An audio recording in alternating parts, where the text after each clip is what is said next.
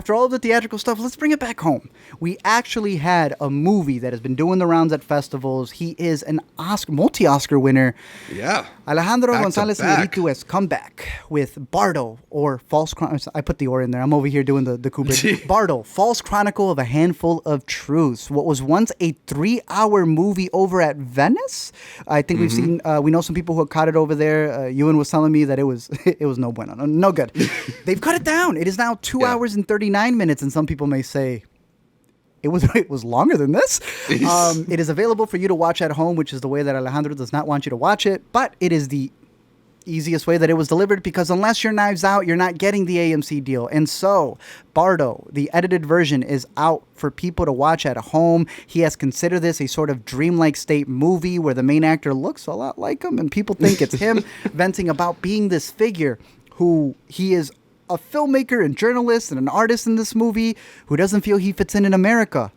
Doesn't feel he fits in back home in Mexico. He feels the people in America have called him out. He feels the people in Mexico don't want to listen to his advice. And you get this movie that at some points can be really fascinating. And I felt almost like a Big Fish element to it, where you can't tell where something's beginning, something's ending.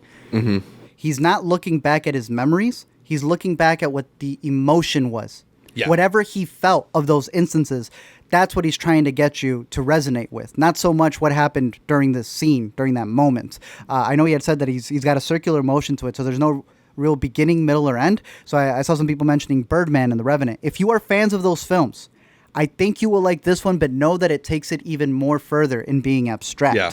I see someone had also mentioned Roma.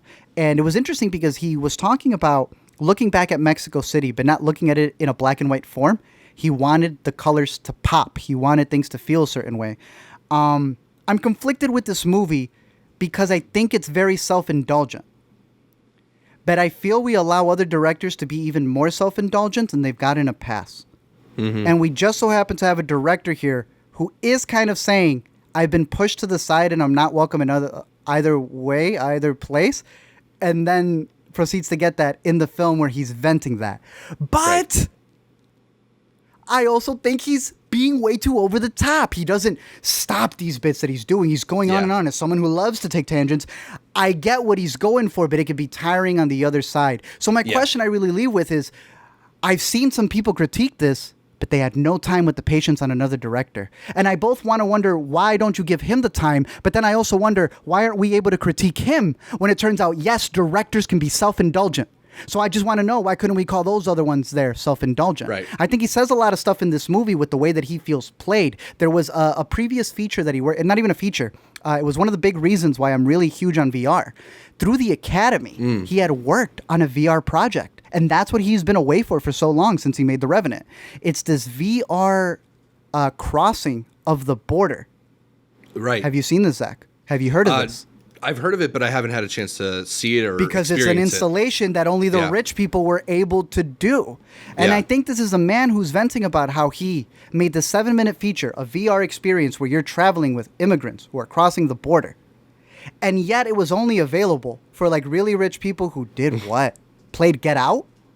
There's an episode on Apple for this TV series called Roar where they get Issa Rae's character to sell her story that she thought was going to be a feature of her dad getting shot in front of her, and they turn it into a VR film for the rich people to experience what it's like to be a little girl in that moment. I think he's venting in this movie what he felt he was used for to make this feature. And Bardo represents being in the middle of two different places.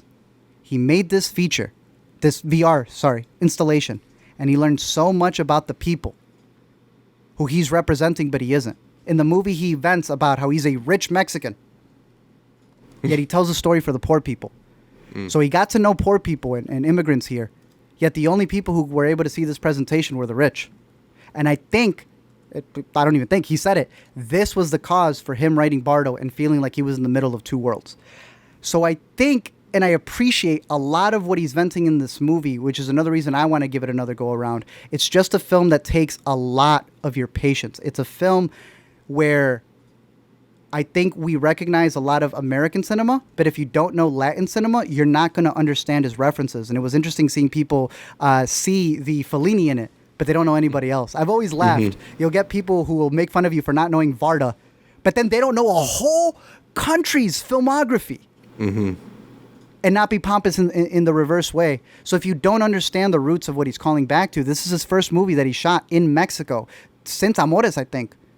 I think you're going to miss a lot of the movie. So I understand it not being for people, but then I also don't understand why other directors are allowed to tell these types of stories. So I'm conflicted with it. But definitely. I recommend people catching it at home because it's the easiest way where, you know, if you're not feeling it, you could pause it. You could watch it in segments, regardless of what the artist's vision is. It's still available for you to catch if you weren't able to see the original 3-hour cut in Venice, which I'm still interested in it. But yeah, this is not the most accessible as his other films. I wonder, it's venting the movie. I wonder why, considering that it's Netflix, they aren't releasing both cuts or at least making. I mean, yeah, obviously, but like it's more like me wondering why Netflix isn't better, I guess, when they have this ability through streaming to give you these options and put stuff out that they could very easily make the 3-hour cut a special feature, or maybe they will down the line, but I don't know. Maybe. Why aren't people better? The question for the day. But Alejandro Iñárritu has a new one, Bardo. If you're curious, check it out. I think it has some very interesting cinematography. Says a lot of stuff in there, even if he rants about it for a little too long. But it is available over on Netflix.